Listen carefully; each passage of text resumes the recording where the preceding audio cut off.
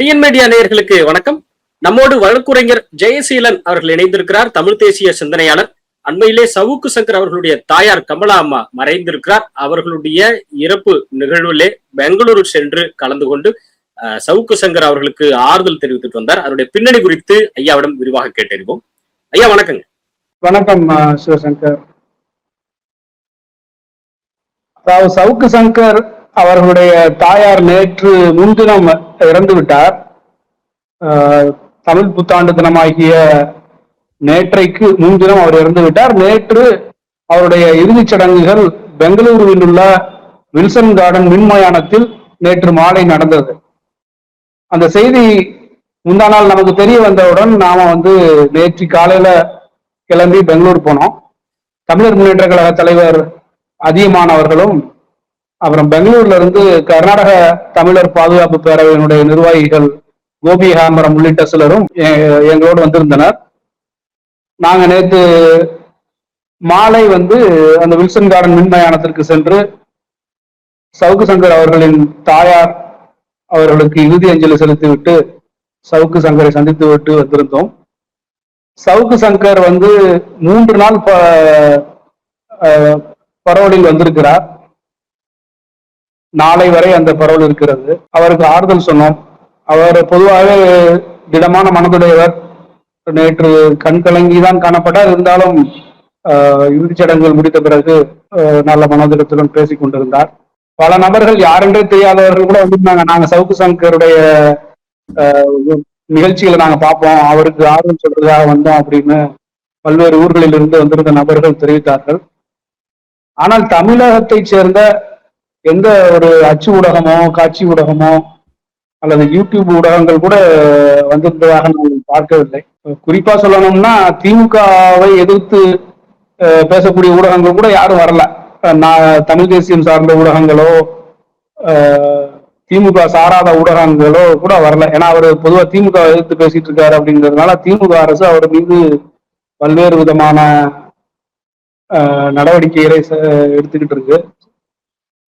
சட்டத்திற்கு மீறி ஏற்கனவே 2 முறை அவர் மீது குண்டாஸ் சட்டம் போடப்பட்டு அது ரத்து செய்யப்பட்டது. இப்ப மீண்டும் ஒரு 4-5 நாட்களுக்கு முன்னாடி அவர் கைது செய்யப்பட்டிருக்கிறாங்க. இருந்தாலும் ஊடக சுதந்திரம் பற்றி பேசக்கூடிய நபர்கள் ஒரு சக ஊடகத்துறையினருக்கே ஆறுதல் சொல்ல வரல அப்படிங்கிறது ரொம்ப வருந்தக்கூடிய ஒரு விஷயம். முக்கியமா பாத்தீங்கன்னா சில மாதங்களுக்கு முன்னாடி அவருடைய வீட்டுல சில நபர்கள் தூய்மை பணியாளர்கள்ன்ற போர்வேல ஒரு கும்பல் சென்று அவங்க வீட்டுல அராஜகம் பண்ணதும் சாக்கடை தண்ணீர் மனித மலங்கள் கலந்த தண்ணீர் எல்லாம் ஊத்தி ஒரு பெரும் மன உளைச்சலை கொடுத்தது அவங்களுக்கு ரொம்ப வருத்தத்தை கொடுத்துருக்குன்னு சொல்றாங்க.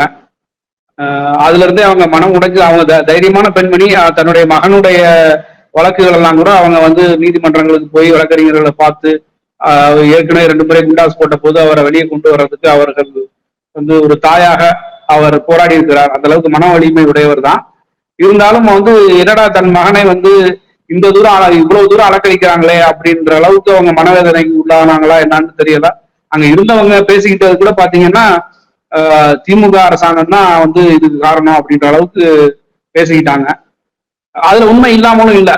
அதாவது திமுக பத்திரிகை கருணாநிதி தன்னை ஒரு பத்திரிகையாளர் ஒரு ஊடகவியலாளர் என்றெல்லாம் சொல்லிக் கொள்வார். அவரது வழியில் வந்த அவரது மகன் ஸ்டாலினின் அரசு பாத்தீங்கன்னா திமுக அரசு பாத்தீங்கன்னா பத்திரிகை சுதந்திரத்திற்கு எந்த விதமான ஒரு மதிப்பும் தரதில்லைங்கிறது தான் உண்மை.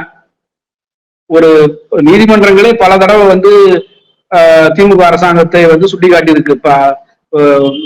சமூக வலைத்தளங்கள்ல எழுதுவதோ தங்களுடைய குரலை செய்வதோ அரசாங்கத்திற்கு எதிரான குரலை பதிவு செய்வதோ தவறு கிடையாது அப்படின்னு சொல்லியிருக்கு. இருந்தாலும் திமுக தன்னுடைய அந்த என்ன சொல்றது சட்டத்தை மீறிய செயல்களை தன் மீது தனக்கு எதிராக பேசுபவர்கள் மீது சட்டத்தின் மூலமாக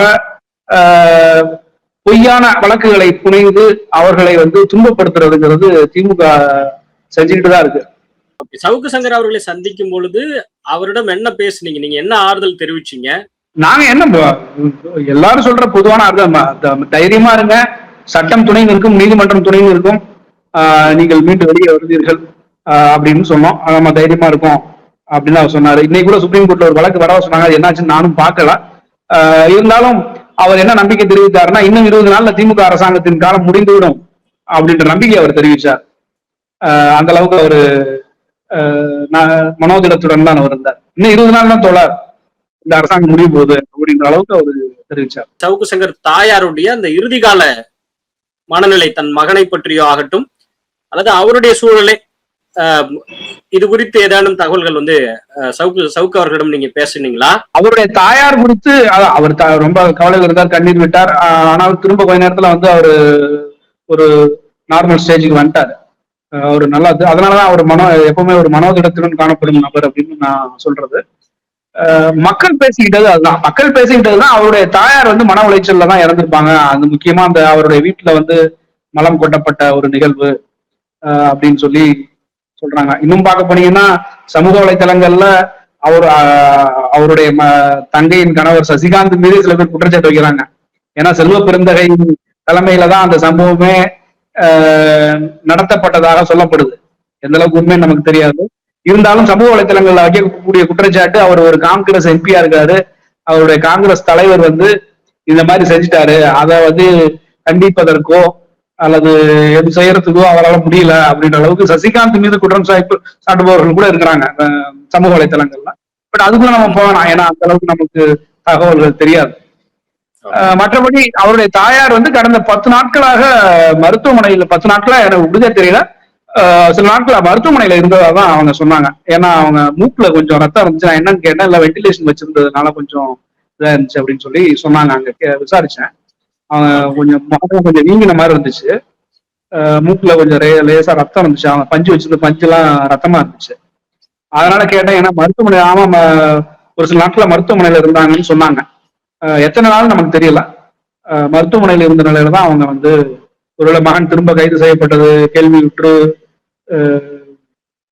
மீளா துயரத்தில் சென்று விட்டாரா என்று தெரியல. அப்படிதான் மக்கள் பேசுகிறாங்க. திமுக அரசாங்கம் தான் இதற்கு பொறுப்பு என்று குற்றம் சாட்டுபவர்கள் கூட இருக்கிறாங்க. நிறைவு கேள்வி அதுதான், இப்ப நீங்க சொன்னது போல இந்த ஊடகங்கள் குறித்த உங்களுடைய பார்வையோ உங்களுடைய விமர்சனமோ அது வந்து ஜெனரலைஸ்டு ஒரு டோன்ல இருந்தது. அதை உங்களுடைய கருத்தாக மட்டுமே பதிவு செய்யறோம். அதை தாண்டி இப்போ ஒரு நிறைவு கேள்வியாக, சவுக்கு சங்கர் அவர்கள் பொறுத்த வரைக்கும் அவர் இப்போ பரோல்ல தான் இந்த தாயாருடைய இறுதி சடங்கு நிகழ்வுக்கு பரோல்ல தான் வந்திருப்பாருன்னு நினைக்கிறேன், இல்லைங்களா? ஆமா ஆமா, 3 நாட்கள்.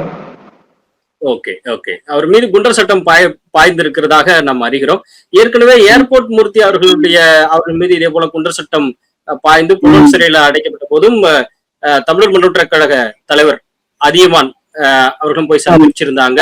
தமிழர் ஆட்சி கட்சி தலைவர் வெற்றிவேல் சந்திரமோகன் போய் சந்திச்சிருந்தாங்க.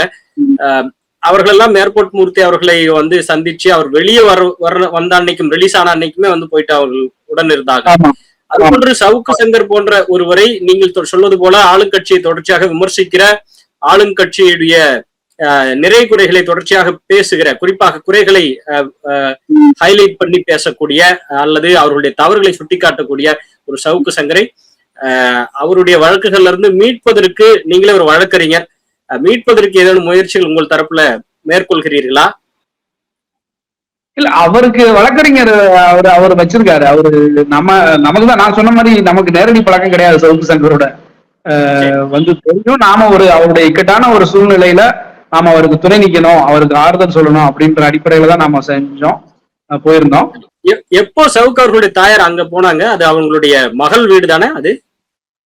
ஆமா, எனக்கு தெரிந்த வகையில் என்னன்னா, அவங்க சவுக்கு சங்கருடைய தங்கை வந்து பெங்களூர்ல ஒரு தனியார் நிறுவனத்துல வேலை செஞ்சுட்டு இருக்காங்கன்ற மாதிரி கேள்விப்பட்டேன். அவங்க அங்க இருக்கிறதுனால அவர் சசிகாந்த் முன்னாடி கர்நாடகா IAS இதுல தானே அவர் இருந்தாரு, அந்த கர்நாடக மாநிலத்துலதான் இருந்தாரு. அவருடைய மனைவி ஆமா, அந்த அடிப்படையில அவங்க பெங்களூர்ல தான் இருப்பாங்கன்னு நினைக்கிறேன். இப்ப திருவள்ளூர் எம்பியா இருந்தாலும் பெங்களூர் போயிட்டு வந்துட்டு இருப்பாருன்னு நினைக்கிறேன் சசிகாந்த் அவர்கள். அவங்க தன்னுடைய மகனுக்கு இருப்பிடமே நிரந்தரமா இல்லைன்ற அளவுக்கு ஒரு துன்பமான சூழல் இருக்கும்போது தன்னுடைய மகள் கிட்ட போயிருக்கலாம், அப்படிதான் அங்க போயிருப்பாங்கன்னு நான் நினைக்கிறேன். இல்ல, நீங்க இதே போன்ற உங்களை ஒத்த தமிழ் தேசியவாதிகள் என்ன கருத்து முன்வைக்கிறீங்க அப்படின்னா, சீமான் அவர்கள் இப்போ ஸ்டாலினை வந்து முகாமுத்து மறைவு சமயத்துல ஸ்டாலினை போய் சந்திச்சதாகட்டும், அதே போன்று வைகோவுடன் ஒரு சூழல்ல நட்பு பாராட்டி பேசிக்கிட்டதாகட்டும், வி.கே.எஸ். இளங்கோவன் மறைவுன்னு நினைக்கிறேன் இல்லையா, அவருடைய மறைவுல கலந்து கொண்டு இறுதி சடங்குல கலந்து கொண்டார் சீமான்.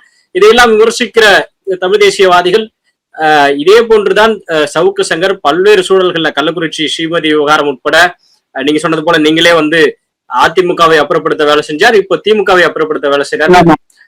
நிலைப்பாடுகளை மாற்றிக்கொண்டும் நிறைய தமிழ் சார்ந்த சூழல்கள்ல அவருடைய முடிவுகள் பல்வேறு போக்குகளை திசை மாற்றக்கூடியதாக இருந்த முடிவுகளாகவும் சவுக்கு சங்கர் இருந்திருக்கு. அத்தகைய ஒருத்தருடைய தாயார் இறப்பு நிகழ்வுல நீங்க கலந்துகிட்டது, அதை வந்து சாதாரணமா எப்படி நீங்க சொல்றீங்க? அது சாதாரண விஷயம் அப்படின்னா சீமான் அவர்களை விமர்சிச்சிருக்க கூடாதுல்ல, அதுக்காக கேட்கிறேன். யாருமே விமர்சனத்திற்கு அப்பாற்பட்டவர் கிடையாது. சீமானாக இருக்கட்டும், சவுக்கு சங்கராக இருக்கட்டும், நானா இருக்கட்டும், எல்லாருமே விமர்சனத்திற்கு உட்பட்டவர்கள் தான். ஒரு பொதுச்சலத்துல செயல்படும் போது ஒவ்வொருத்தருக்கும் ஒவ்வொரு பார்வை இருக்கும். இப்ப சவுக்கு சங்கர் பாத்தீங்கன்னா 2021 முன்னாடி அதிமுக அவர் நிலைப்பாட்டை அதிமுக அகற்றணும், திமுக கொண்டு வரணும் அப்படின்னு பாடுபட்டாரு அப்படின்னு நீங்க சொன்னீங்க, அது உண்மைதான். ஆனா அது அவர் என்ன சொல்றாருன்னா, ஒரு ஊடகவியலாளராக என்னுடைய கடமை என்பது ஆளுங்கட்சியின் தவறுகளை சுட்டிக்காட்டுவதுதான், ஒரு எதிர்கட்சியான செயல்படுவதுதான் ஊடகங்களின் வேலை, ஊடகங்களின் கடமை அப்படிங்கிற நிலைப்பாடு உடையவர். அந்த நாம மறுக்கவே இல்லை, அந்த அந்த அந்த அந்த நிலைப்பாடு சரிதான். ஆனா என்னன்னா, அந்த நிலைப்பாடு வந்து திமுகவுக்கு சாதகமா போயிருச்சுன்ற அடிப்படையில தான் நாமளும் வந்து அதிமுகவுக்கு ஆதரவாக பேசுறோன்றதெல்லாம் கிடையாது. திமுக என்பது எப்போதுமே ஒரு தீய சக்தியா தான் இருந்திருக்கு. திமுக என்பது ரவுடிகளின் ஒரு கூடாரமாகவும் காட்டாட்சி நடத்துபவர்களின் கூடாரமாகவும் தான் திமுக எப்பவுமே இருந்திருக்கு. நீங்க வரலாற்றை எடுத்து பாத்தீங்கன்னா தெரியும். அந்த அடிப்படையில திமுக எம்ஜிஆர் ஜெயலலிதா காலத்துல இருந்து அவங்க தீய சக்தின்னு அடையாளப்படுத்தினது சரிதான் அப்படின்றது இன்னைக்கு நமக்கு தெரியுது. அன்னைக்குமே நம்ம திமுக எதிர்ப்பு தான், பட் இருந்தாலும் அது ஒரு தீய சக்தி அப்படிங்கிறதுல மாறுபட்ட கருத்தே கிடையாது. அந்த அடிப்படையில தான் நாம சவுக்கு சங்கரோட வேறுபடுற ஒரு ஊடகவியலாளரா அவர் தன்னுடைய கடமையை சரிவரதான் செய்யறாரு. ஆளுங்கட்சிக்கு எதிராக ஆளுங்கட்சியின் தவறுகளை சுட்டி காட்டணும் அப்படின்ற அடிப்படையில் என்ன அது திமுக சாதகமா போயிடுச்சு அப்படிங்கிறத நாம சொல்ற குற்றச்சாட்டு. ஆக இந்த சூழல்ல நீங்க சவுக்கு சங்கர் அவர்களின் தாயாருடைய இறுதி நிகழ்வுல பங்கேற்றது குறித்து அவருடைய பின்னணி குறித்த கருத்துக்களை பகிர்ந்துகிட்டீங்க. வேறொரு விவகாரத்துல இணைவோம். இணைப்புல இணைந்தமைக்கு கருத்துக்களை தெரிவித்தமைக்கு மிக்க நன்றி. நன்றி.